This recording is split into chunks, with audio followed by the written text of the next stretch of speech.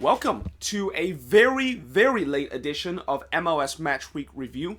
And I believe this is probably the first time that I actually have done this on a Tuesday, and that I was actually supposed to do this on a Monday, but unfortunately I got called to go to work on Monday, which kind of really sucks because I literally just got back from Denver about 12 hours after I was called to have to show up at work, and I actually got home very late from Denver. I believe it was 1 in the morning on Monday morning that I got back from Denver. So that kind of ruins my plan of doing this in the afternoon. And then I was planning to do it right after I got back work, only to realize that I actually suffer a very bad nosebleed, and then followed by a very bad headache that I just couldn't really.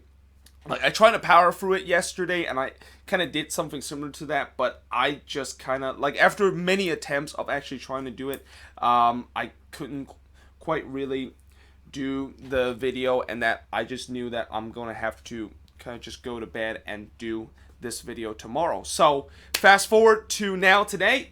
I am, of course, doing the review, and that this is actually going to be part one of the review, as I'm going to do the same thing what I did with the preview, where I'm going to do a two-part series. Part one will be focusing on the first 7 games, and then part two will focus on the last 6 games, including the marquee matchup. And today is also going to be a very busy day in terms of me recording, because not only have to do the two-part review, I also have to do the preview for the midweek games, which is going to happen tomorrow. And just because there is Campeones Cup and Canadian Championship that's going to be happening in the middle of the week, doesn't mean there is no midweek game. So I'm going to have to do that after I've done the two-part series, and that I believe there's going to be 5 midweek games that's going to be happening this week. And then, of course, after all of that, I need to make sure I have to edit my match vlog, which, yes, unfortunately, I haven't edited the match vlog that I went to back on Saturday when I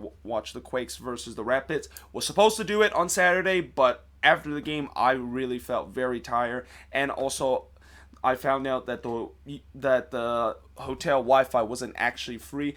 That's when I just decided, you know what, might as well just wait until I got back home to, of course, do the editing for the match vlog. And that was also supposed to be yesterday, but as I said, because of the headaches that I had and the nosebleed that I had, that's why I couldn't do anything yesterday. So with that being said, let's actually get things going, since I kind of spent almost 3 minutes talking about what has happened in the last couple of days. I mean, hey, it's been 4 days since I have actually uploaded a video on my channel, which is definitely a very long time since I have last uploaded a video. So I want to give you guys a little bit update, just to make sure that I'm still alive and I'm still doing YouTube.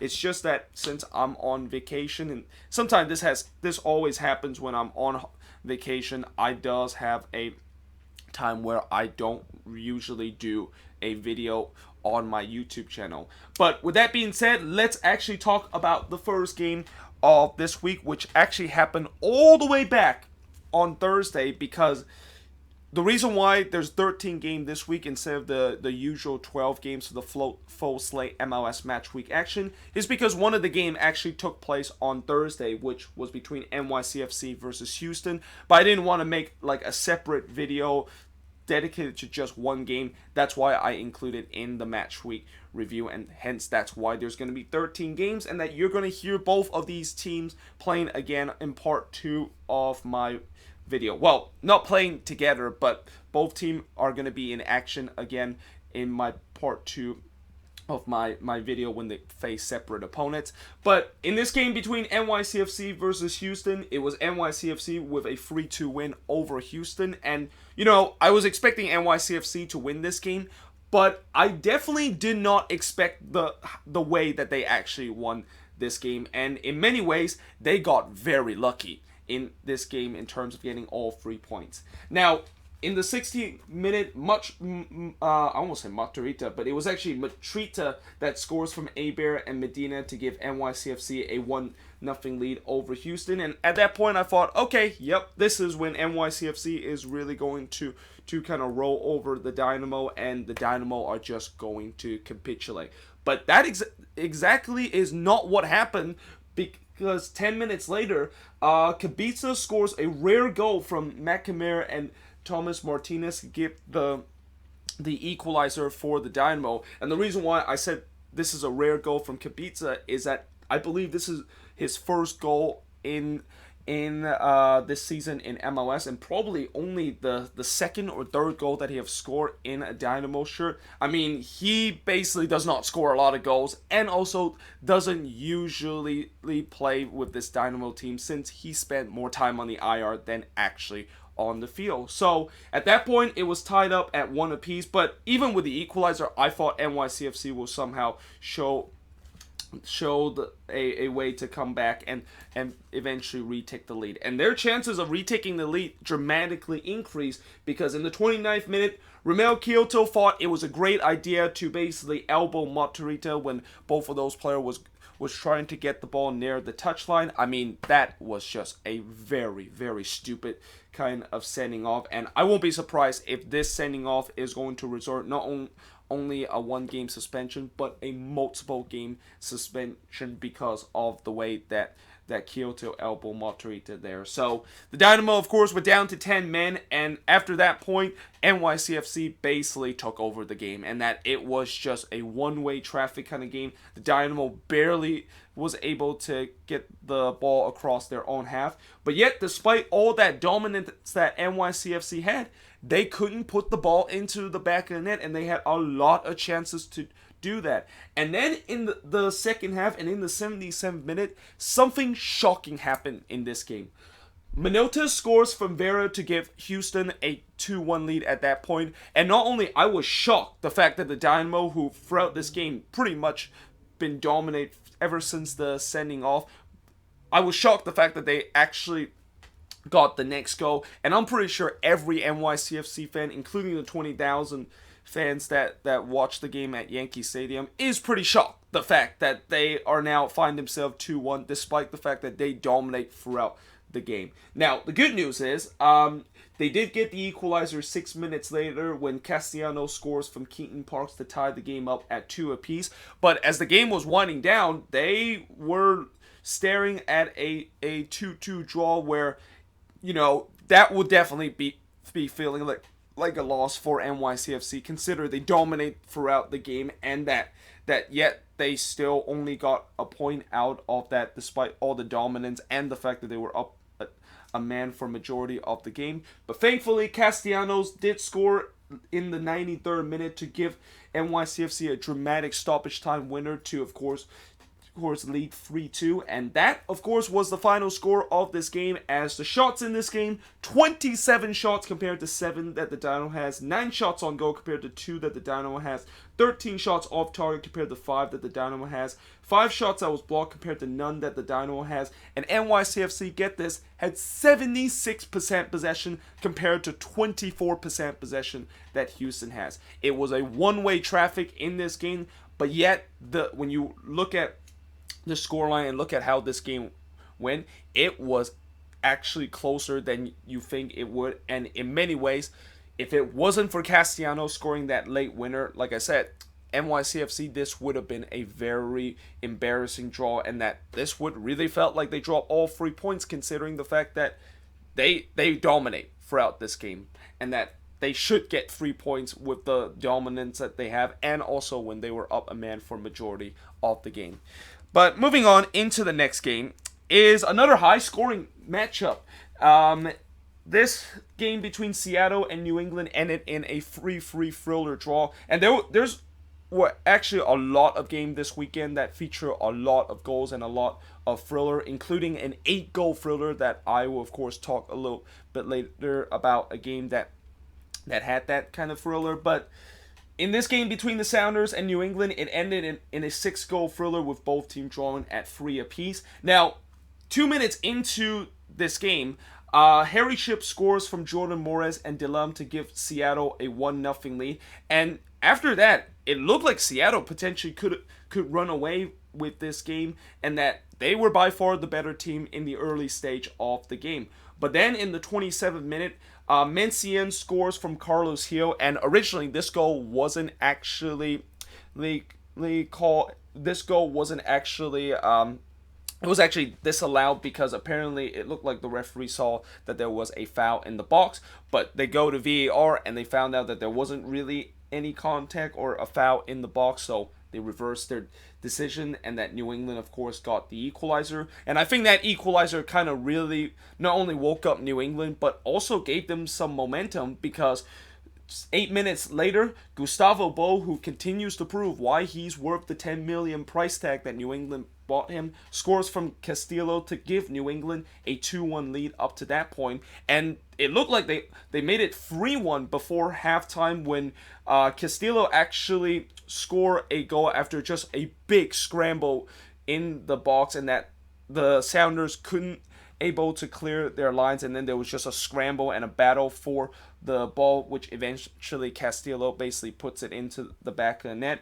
But Sounders player and the fans certainly think that there should have been a foul when Castillo basically kicked the ball out of Stephen Fry's hand, even though Stephen Fry has possession of the ball. They went to VAR and they found out that that is exactly what happened when Castillo clearly kicked the ball out of Stephen Fry's hand, and that whenever a goalkeeper has possession of the ball, you cannot kick the ball out of his hand. And basically, at that point, when the goalkeeper's got the ball, it's basically a dead play. So, great job by VAR to catch this, and that, of course, disallowed New England third goal, and that the game stays at 2-1. And then in the second half, once again, Seattle had a lot of chance to get that second goal, but for the first 18 minutes, they weren't able to find that second goal due to lack of finishing. But they did finally find that second goal when Harry Shipp once again scoring from Jovan Jones and Ladero to tie the game at 2 apiece.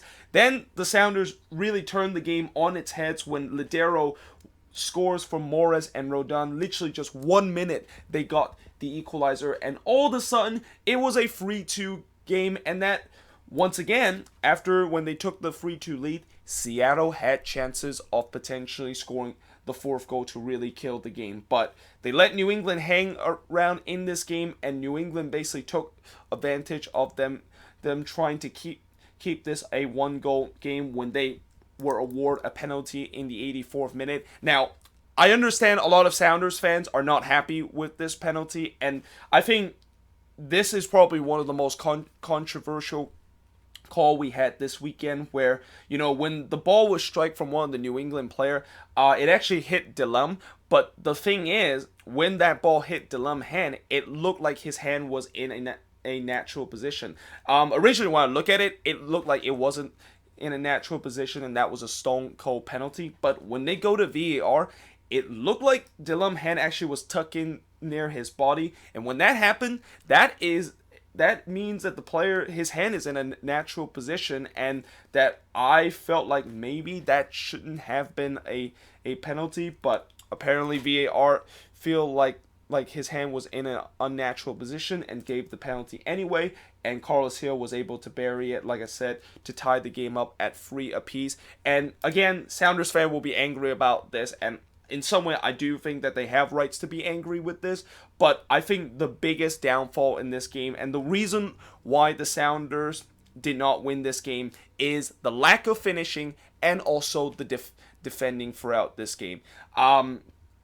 After when Carlos Hill got this third goal to get the equalizer for New England, Seattle had a bunch of chances of potentially getting the fourth goal, and yet somehow in some way they weren't able to get that. And in the end, it ended in a 3-3 draw. And in terms of the shots in this game, 21 shots compared to 11 that New England has. Both teams had 7 shots on goal, 10 shots off target compared to 3 that New England has, 4 shots that was blocked compared to 1 that New England has, 55% possession compared to 45% possession that New England has. And that, you know, at the end of the day, as much as I know Sounders fans are going to complain about the penalty, the inability to finish and also the poor defending, I think, is really the reason why they did not win this game. Like, if they were at least a little bit more clinical in this game, I think there's no doubt that they could have won this game. And that, you know, with this draw, that means now the Sounders have now dropped 3 straight home games, and that,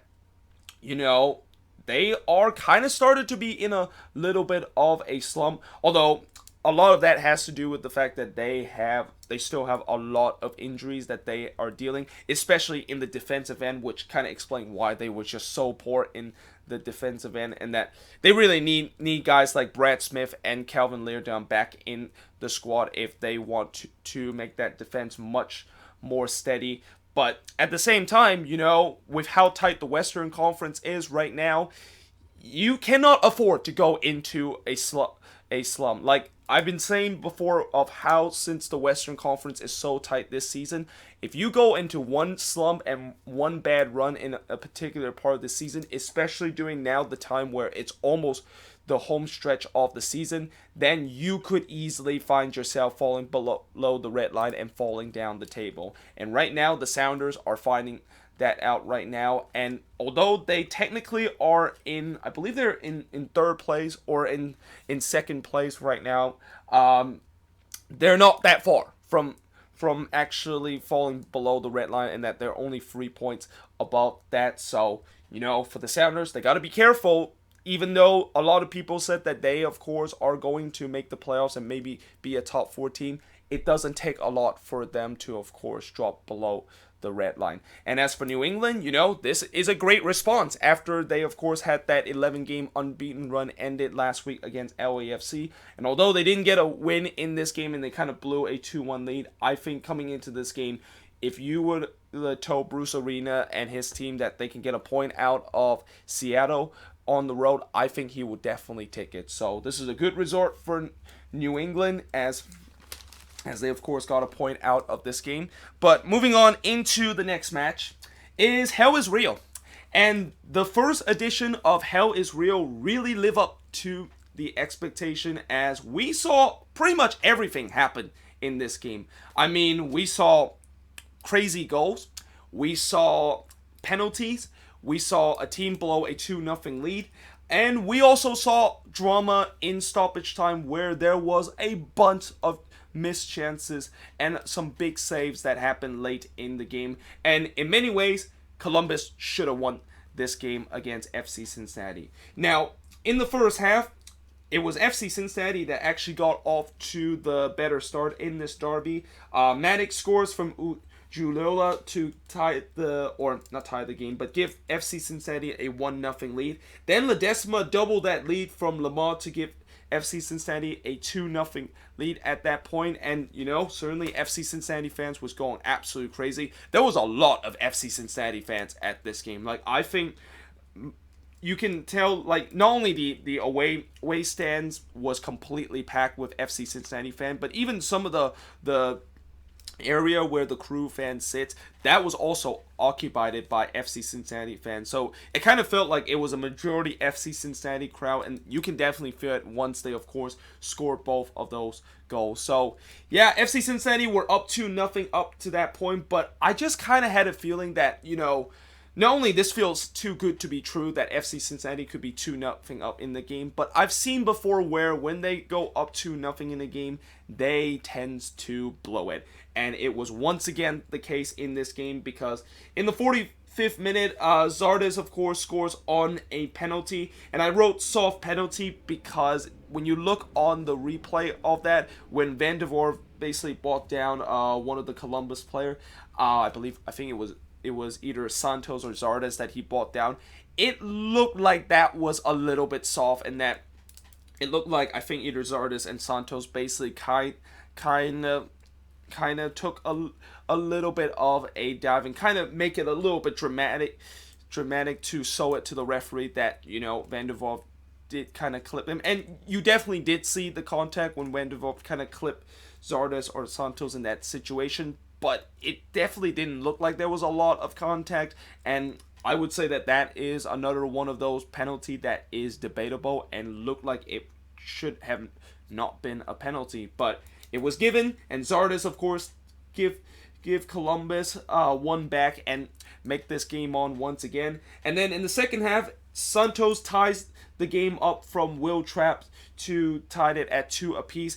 And I wrote goal of the week question mark because what a goal this was from Pedro Santos. I mean, the way that he struck this one from about 34 yards out. I mean, I kind of would question with the fact that why in the world there was no closing down from Pedro Santos when you know that he can, of course, strike one of those from that distance, but take nothing away from that goal that Santos scored. It was an absolute amazing goal. So at that point, it was tied up at 2 apiece, and then in the last, as we head into stoppage time, this is when all hell broke loose, and no pun intended in terms of this derby's name, but Columbus had tons of golden opportunity late in the game, but couldn't find a way to get the go-ahead goal. And when I mean some golden opportunity, there was some really just shocking misses. And the first one came when the ball was coming into the box and Zardes was literally 3 yards out. And although some people will say that, Kendall Watson made a great tackle to kind of tip that one away as Zardes was about to tap that one into the back of the net. At the same time, when you're 3 yards out of the box, and the fact that you were kind of alone in the box, you probably should have put that one away instead of actually blast that one over the bar. I mean, that was just a terrible miss from Zardes and should have give Columbus a 3-2 lead. And then the drama didn't stop there because Columbus had multiple opportunity to get the equalizer. They even, or not the equalizer, but the go-ahead goal. They even hit the post in one of the shot when it was deflected off of the FC Cincinnati player, and then it hits the post. And then late on the game, Shimislot Teton, the FC Cincinnati goalkeeper, made some big save late in the game to preserve his team a 2-2 draw, and somehow, in some way, this game ended in a 2-2 draw. I mean, with the way that Columbus was knocking on the door and multiple chances that they had in stoppage time, I have no idea how in the world this game actually ended in a 2-2 draw. Now, in terms of the shots in this game, Columbus actually had 19 shots in this game compared to 7 that FC Cincinnati has. Most of those 19 shots came very late when they had like 4 or 5 chances of potentially getting the stoppage time winner. They had 6 shots on goal compared to 3 that FC Cincinnati has. 8 shots off target compared to 4 that FC Cincinnati has. 3 shots that was blocked compared to none that FC Cincinnati has. And possession-wise, 53% possession compared to 47% possession that Columbus had. And that despite the fact that, this is a game between two teams that is near the bottom half of the table. And overall, I think this result doesn't really mean anything to both teams other than the fact that, they, of course, didn't lose the first ever edition of Hell is Real Derby. So none of these teams does get like a little bit of a bragging rights on their rival that they, of course, won the first ever Hell is Real Derby. But if this is something that we are going to see similar just 2 weeks later after when both of these teams is going to be meeting each other again, then yeah, I am definitely ready for the Hell is Real Derby. And that there's not many times when you have a derby between two teams that is near the bottom half of the table and haven't been having a great season that I am actually really looking forward to the game, because this game was very intense and it definitely lived up to the hype, as many people think that this could potentially be one of the best derby in the upcoming season in MLS. But moving on into the last game on this board is TFC. So they drew 1-1 in this game against Orlando City, and I have a feeling both of these teams will not be very happy with this draw.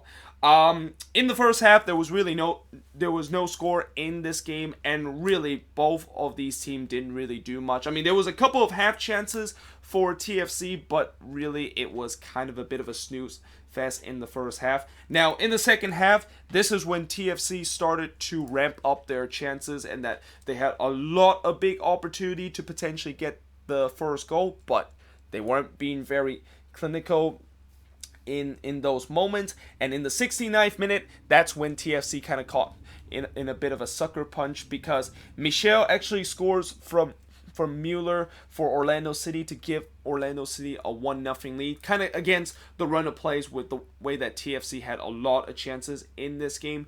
And just as Orlando City thought that they might be able to escape BMO Field with a 1-0 win, TFC eventually did bury the chances that they've had a ton in this game. And it was actually Patrick Mullins that actually scored his first ever goal for TFC and scored his first ever goal since God knows when that he has actually scored a goal in his MLS career to tie the game up at 1 apiece for TFC. And despite the fact that, again, late after they got the equalizer and for the remaining of the game where they had a bunch of chances to get the second goal, they weren't able to do that, and the game of course ended in a 1-1 draw, where in terms of the shots in this game, 18 shots compared to 8 that Orlando City has, 5 shots on goal compared to 2 that Orlando City has, 9 shots off target compared to 5 that Orlando City has, 4 shots that was blocked compared to 1 that Orlando City has, and possession-wise,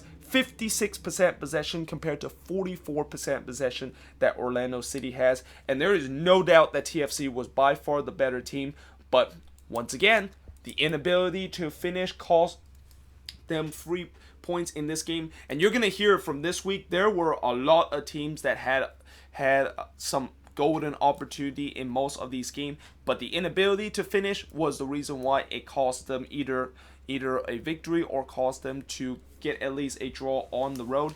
And for TFC, this is definitely not a good result, considering the fact that, you know, they're facing a team that they're fighting for in terms of the playoff position, and that despite of the fact that they dominate them throughout this game, they still couldn't get 3 points at home, and they dropped 2 crucial points at home. And as for Orlando City, you know, well, they did get a point on the road, which usually it's a good thing in MLS. I think they'll be a little bit disappointed the fact that they, of course, got the lead in this game and they weren't able to hold on into that lead, and also have an opportunity to overtake TFC in terms of potentially getting that playoff position. So overall, I think both of these teams will not be very happy with the result that this game panned out. But now I'm of course going to switch the board and look at the last 3 games from part 1 of the preview or the review.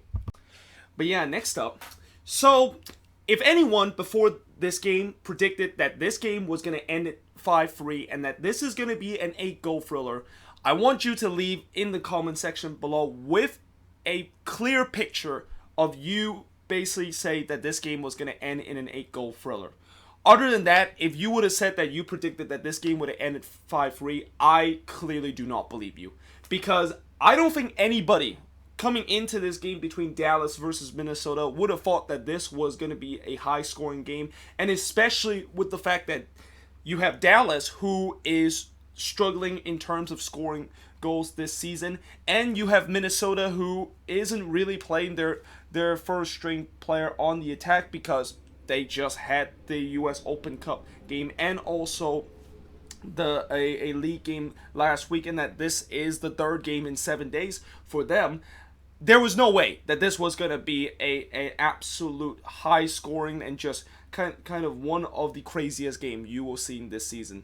But yet, here we are. That is exactly what happened. And this crazy 8-goal thriller all started in the 11th minute when Ethan Finley scored from Ibarra to give Minnesota a 1-0 lead. But that lead would be short-lived because 17 minutes later, Holland's Heads would score from Barrios. I wrote probably should have been saved by Vito Manone. Manone definitely did not have his best game in this, and that this goal that he conceded, yeah, he definitely want to have this one back, because the way that Holland's Head was striking this one, he was basically striking this one in a very tight angle, and the fact that he was able to get that one from a tight angle and still able to score from that kind of angle, you would definitely question why the goalkeeper did not cover his front post very well. And to be fair, Manone kind of did that, but he should have maybe not, when he of course saved that ball, he probably shouldn't let that ball trickle under him and goes into the back of the net. And that, again, I think Manone clearly should have done better in that situation. But the game was tied up at 1 apiece. Then it was 2-1 Dallas 4 minutes later, and this was a very strange goal because Mosquera, of course, scored this goal, and I asked, was it actually a cross or a shot in this goal? Because when you look at this, it looked like Mosquera was trying to cross this one into the back post for Baji to head it in, but it seemed like he kind of overhits it, and somehow, in some way, it still goes over Vito Manone's head and goes into the back of the net. I mean, we've seen this happen a couple of times this season where it looked like it should have been a cross, but somehow an overhit cross got very lucky to be hit into just over the goalkeeper's head, loops over the goalkeeper's head and finds it into the back of the net. And in this incident, it was exactly what happened, and that, you know, whether or not if this is a cross or a shot from Mosquera, and whether if he meant to, of course, trying to chip Manone from the back post, we will never know. But I'm pretty sure Dallas wouldn't care because they take the 2-1 lead. But Minnesota did fight back, and, you know, this game was really back and forth throughout this match. And Finley, of course, got the equalizer from Colin Martin to tie the game up once again at 2 apiece. But Dallas makes sure that they, of course, needs to take the lead before halftime. And it was Reggie Cannon who scores from Barrios and Palmico's. Michael Barrios and Paxton Palmico had an amazing game in this one. Both of these guys had 3 assists in this game. And I know a lot of media attention will be paying attention to Paxton Palmico because of the fact that he is the next best thing.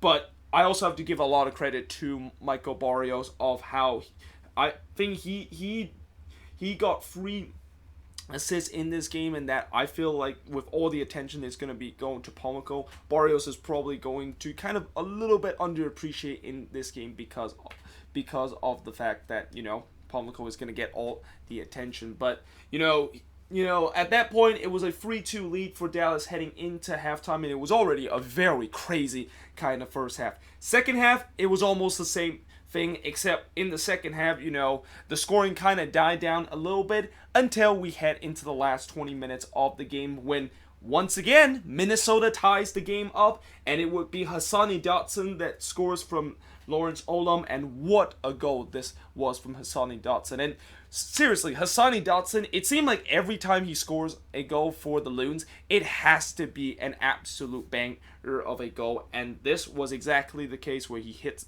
an absolute missile from outside the box and that Jesse Gonzalez had absolutely no chance of actually getting that one. So the game was tied up again at 3 apiece, and in the latter part of the game, Dallas looked like they really want to get that lead back, and that, you know, I think if Dallas would have dropped points in this game, they will definitely be very disappointed because they were playing at home and that they blew the lead 3 times, and they were also playing a Minnesota team that wasn't starting their best 11. But thankfully, they were able to once again find the go-ahead goal, and it will be Brian Savina scoring from once again Barrios and Palmico, and then in the 93rd minute, it will be Savina again to basically shut the door in this game from Paxton Palmico to give Dallas the 5-3 lead, and that, of course, is the final score of this game. One more thing to note in this crazy kind of game is that Mason Toy did get sent off in the 95th minute,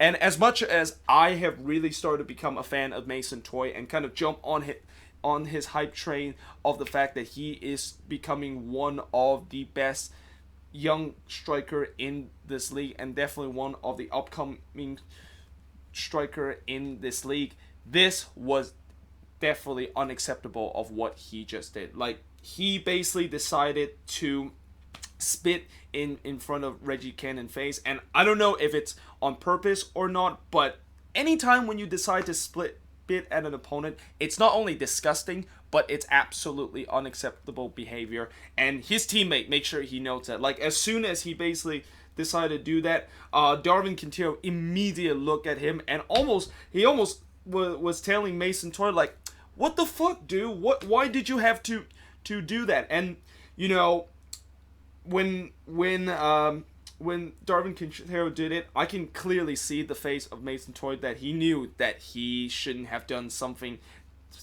that he should do in a game. And, you know, I will say this with Mason Toy, at least later in the game, he did apologize for his action, and he promised that he will not do this ever again. And, you know, the other thing that I will say is that since Mason Toy is very young, and you usually sometimes see these young player in games when they're probably very frustrated with the resort, and then they kind of lose their composure a little bit. This isn't a classic example of that. So hopefully Mason Toy will never do this again, and hopefully he learns his lesson from this instant. But despite the fact that he of course apologized and that he promised that he will learn from this experience, I have a feeling this could be a multiple game suspension, because anytime when you decide to spit at an opponent or decided to elbow an opponent, like what Kyoto did to Motorita earlier, that is going to result in a multi-game suspension. Now, in terms of the shots in this game, 20 shots for Dallas compared to 15 that Minnesota has. 11 shots on goal compared to 6 that Minnesota has. 6 shots off target compared to 7 that Minnesota has. 3 shots that was blocked compared to 2 that Minnesota has. And possession-wise, 60% possession compared to 40% possession that Minnesota has. And like I said, this was a big win for Dallas, who I really think they need to win this, considering the fact that they're playing at home and they're facing a Loons team that isn't starting their best starting 11. And as for Minnesota, unfortunately the 10-game unbeaten streak does come to an end, but you knew that this game, if they're going to have a game that they're going to lose, this one probably would be the case, considering the fact that they rotated very heavily after that very intensive match against the Timbers, both on Wednesday in the U.S. Open Cup semifinal and also in the weekend game. So hopefully they, of course, bounce back and continue to trying to improve their chances of making the playoffs this season. But moving on into the next match is RSL. Boy, RSL all of a sudden look like they are one of the best team in the Western Conference, and a team that look like they are red hot right now. And when I found out that Corey Bear scored a brace in this game, I was absolutely stoked. I mean, you know how much I like Corey Bear, and that he is my favorite player besides any of the Quakes player. So when I found out he scored, man, immediately I literally jumped into the highlights and see how exactly he of course scored that goal, because I actually didn't watch this match and I only look at the highlights. And in the first half, SKC actually got off to a good start when Johnny Russell of course give them a 1-0 lead. It was a great free kick from Johnny Russell, and I'll probably even put, is that going to be the goal of the week this week? But then 7 minutes later, Corey Bear would get his first goal of the game to tie the game up at 1 apiece.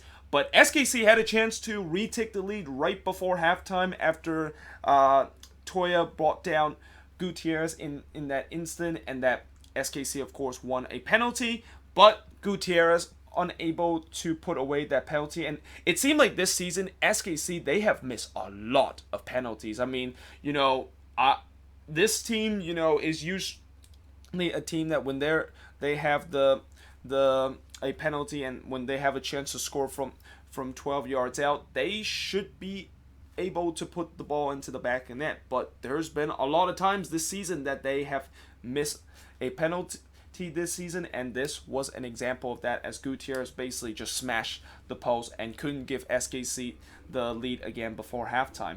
Now in the second half, guess what happened? Corey Bear scores again from Jefferson Savarino to give RSL a 2-1 lead. And then 5 minutes later, it looked like it was going to be deja vu again from the first half, where SKC, after they of course concede a goal, looked like they were going to get a penalty to potentially get one back. But this time, the referee actually go to VAR and say that there wasn't, that the contact between oh god, I forgot who exactly it is. I think it was either Gutierrez and another RSL player, but Herrera is the player that was involved in that instance. So it looked like Herrera and Gutierrez was going for the ball at the same time, and that Gutierrez of course landed on the ground and think that it should have been a penalty. But when they look at VAR, it looked like both players were just going for the ball, and that I definitely agree with VAR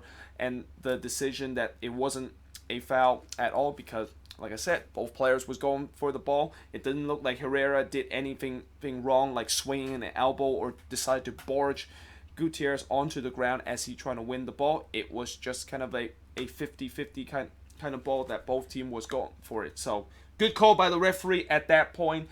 and that SKC, of course, didn't get a penalty in that instant. And then things gets worse for SKC as Daniel Shaarawy got sent off in the 83rd minute, and there was no doubt that this was a red card. Like, if there is a more obvious red card this season, this is one of them, as Shaarawy just completely decided to have a two-legged kind of sliding challenge on Nick Beasler. And whenever you see a player decide to do a two-legged challenge or do a scissor kind of challenge on a player, that is automatically a red card. So yeah, he of course got sent off in that incident, and now he have actually got more red cards than he has scored goals this season. And to think that this is a guy that scored 10 goals last season and was the most important player for SKC down the stretch, what a fall in grace it has been for Daniel Shaarawy. And that I think ever since he suffered that injury, he has just not looked the same. So yeah, at that point, SKC were down to 10 men, and that, you know, RSL would just kind of cruise their way to a victory, which is exactly what they did in this game. And in terms of shots in this game, SKC had 12 shots compared to 11 that RSL had, 6 shots on goal compared to 3 that SKC had, 4 shots that was off target compared to 6 that SKC had, 1 shot that was blocked compared to 3 that Sporting KC had, and Sporting KC had 59% possession compared to 41% possession that RSL had. But in the end, it was RSL with a crucial victory that has now seen them being one of the hottest team in the Western Conference, and a team that I'm pretty sure nobody wants to play against them, especially at home now. But you know, for SKC, this is a huge 3-point drop at home. And considering the fact that I said before, after that Seattle game, this is a make or break stretch for SKC right now, because they are playing a lot of teams that they're going to be fighting for those playoff position, and to start this crucial stretch with a loss at home is definitely the last thing that SKC was hoping for in terms of a make or break stretch. And now next week they got a very crucial game against the San Jose Earthquakes, which, speaking of which, next up is the Quakes. And you know, if you're going to watch my match vlog later, when I finish doing the review, you will notice that I was very angry after the end of the game, and I really created like a 2-minute rant right after the game was over. And I will say this, I kind of overreacted a little bit, and I feel like that was just one of the, you know, every time when I attend a Quakes match, when they lose, I definitely felt very disappointed. But when they lose, when I'm on the road, I tends to be more frustrating too, because, you know, I travel a long way to see the Quakes and also pay a lot of money to, of course, go to the game, and yet at the end of the day, they weren't able to get the result that they needed. So that's why I was very angry at that point. But I have cooled down a little bit, and I will say that, you know, I kind of overreacted a little bit, and that it wasn't as bad as a performance as you will see when I created that rant right at the end of the video. But at the same time, it wasn't great either. And you know what is the biggest problem right now for the Quakes? I mean, I hear a lot of people saying that the Quakes, the biggest problem right now is that they cannot break down a team that bunkers. That is actually not true anymore. And that, you know, I usually used to believe that the Quakes struggle in terms of breaking down a team that usually bunker. But really now the biggest problem that the Quakes are having, and the reason why it's kind of started to kill their chances of making the playoffs, is they can't finish. And this game proved it once again, where they had so many chances of putting the ball into the back of the net, and yet they couldn't put it into the back of the net. Now, to be fair, the Quakes were a little bit unlucky in this game, and especially in the first half, where literally 2 minutes into the game, Wando, of course, hits the post, and then 20 minutes later, we hit the post once again, and then Youngworth on the rebound was denied after a great stay from the Rapids goalkeeper Clint Irvin. But at the same time, there was some horrible miss that I saw from the Quakes in the first half. Like, Wando had a chance where he basically could have just tapped the ball in from 3 yards out, and yet somehow he puts it over the bar.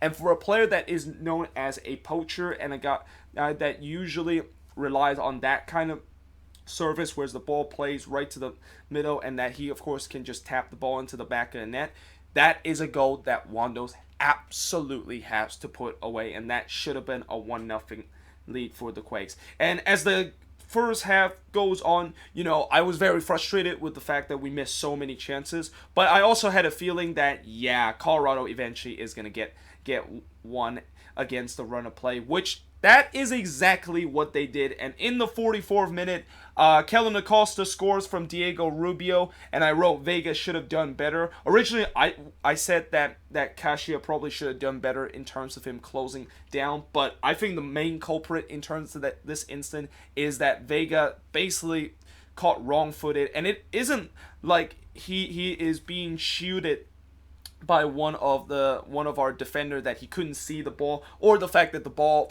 was actually deflected, but it was just that he got caught wrong-footed, and that by the time he basically trying to readjust himself, the ball was already ends up into the back of net. So yeah, that was a terrible kind of thing from Daniel Vega. And with Vega, we know that for every bad game that he has, he always tends to have a couple of good games. But recently, he had a couple of good games, and that you knew that he was going to be due for a bad game, and this was an example of it. And I remember earlier in the first half, he actually had almost a FC Dallas moment where he basically just dribbling the ball into his own box, and as he was about to clear it, he basically blocked that shot that he cleared the way was blocked into Kai Kamara, and fortunately that ball actually trickled out for a goal kick. And again, I have been saying many times during my match vlog, I'm always so nervous whenever Vega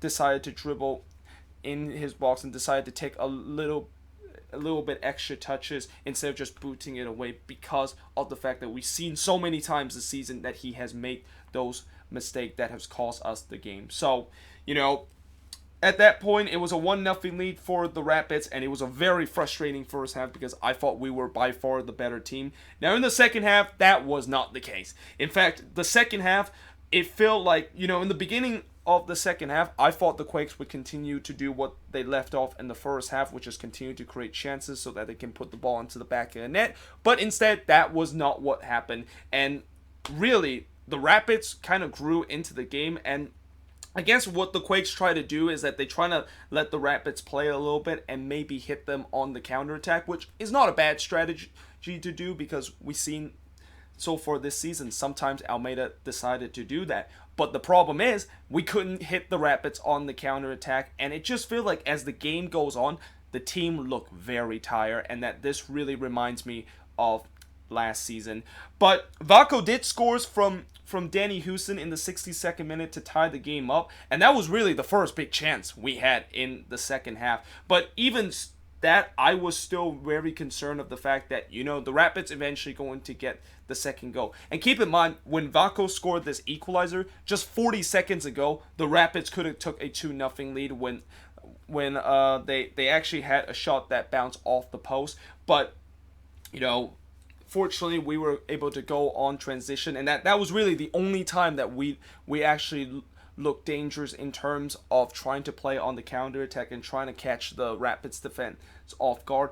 Other than that, we just didn't exactly do that, and as the game goes on, it looked like just the team just pretty much gave up, and that I have a feeling the reason why they gave up is because of the altitude. And that I knew coming into this game, one of the biggest concern I have with this team is that this system that Almeida runs, I don't think it will work at altitude because it really asks the player for a lot of physical and also mental strength. And when you play with that kind of intensity at altitude, usually you're going to get absolutely burned out by the 70th minute, and that is exactly what happened. And eventually we gave up that second goal when Diego Rubio scores from Rosenberry. It was terrible defending from the Quakes, where Rubio was literally left wide open at the top of the arc. I have no idea who in the world was picking him up and who was marking him, and the Rapids of course get that 2-1 lead. And I also thought that, despite the fact that we were down 2-1 at that point, and we were still down a goal, and maybe we could of course get an equalizer later in the game, as I just thought that after that goal, that was pretty much just game, set, and match. Because for the remaining of the game, I can clearly see that the Quakes are absolutely tired. And that even when they need to get a goal and they are trying to show that urgency, I see guys are just kind of like walking on the pitch. And that I knew that they were just all burnt out. So yeah, in the end, it was a 2-1 loss for the Quakes. And in terms of shots in this game, the Quakes had 17 shots compared to 14 that the Rapids had. 3 shots on goal compared to 4 that the Rapids had. 6 shots that was blocked compared to 3 that the Rapids had. 65% possession compared to 35%. 35% possession that the Rapids had. And again, despite the fact that we had a lot of shots in this game, we didn't have a lot of shots on goal and not a lot of clinical finishing. And that, I know a lot of people are saying the fact that, the Quakes are going to, with this bad run that they on, maybe they might drop down the table, but it's still highly unlikely the fact that they are going to miss the playoffs. Oh no, I don't think that they are highly unlikely to miss the playoffs. After this resort and after, these last 2 resort where we're supposed to get 3 points against teams that is near the bottom of the table, I am actually really concerned that they are likely to miss the playoffs. Because when you look at these next 2 games against SKC and LAFC, these are 2 very tough road games. And also, not to mention, in that September schedule, as I mentioned many times throughout my review and preview video and even in my match vlog, that September schedule is absolutely brutal for the Quakes. And if that is the time that would decide whether or not if the Quakes make the playoffs or not, my bet is that is probably the time where it will decide that the Quakes are not going to make the playoffs. I mean, yeah, it's so frustrating to see this team recently now kind of gone into a bit of a bad run. And I know people is going to call me kind of being a little bit spoiled because of the way that the Quakes have won so much, and also the fact that I'm just being a pessimistic. But at the end of the day, I'm trying to be realistic and saying that the way that we've been playing right now, and the fact that, despite the fact that some people will also say, well, this is just one of those games the Quakes couldn't put the ball into the back of the net, and that, it's just one of those days that they didn't bring their shooting boots in. Yeah, I said that a couple of games ago when they started to miss a bunch of chances. And the fact that I'm seeing this almost every single game now for the Quakes really makes me very concerned. And that I really think it's nothing to do with the fact that we just didn't bring our shooting boots. And it's more the fact that our players just cannot finish and cannot put the ball into the back of the net. So I hope that Almeida does address that. And I hope that in training he needs to do like a lot of shooting drill. Like seriously, I don't know exactly what Almeida does in terms of his training. All I know is it's a very intensive kind of training session, but something tells me he needs to do more shooting drill with this team, because the finishing in this team is just absolutely god awful in these last couple of weeks. But yeah, there you have it. That is pretty much it for the review, part 1 of the review. I know this first part was a pretty long video, almost a 50-minute video to look at the first 7 games, but because there was so many goals that has been featured, and whenever there's a lot of goals that I have to talk about in a game, it's usually going to take longer to look at it. So I do apologize if this is a bit of a long video, but yeah, hope you guys enjoy this video. If you do, make sure you guys leave a like, smash that subscribe button. Part 2 will be coming out very soon, and in fact I'm actually going to do part 2 right away. And yeah, hope you guys enjoyed this video, and I will see you guys next time.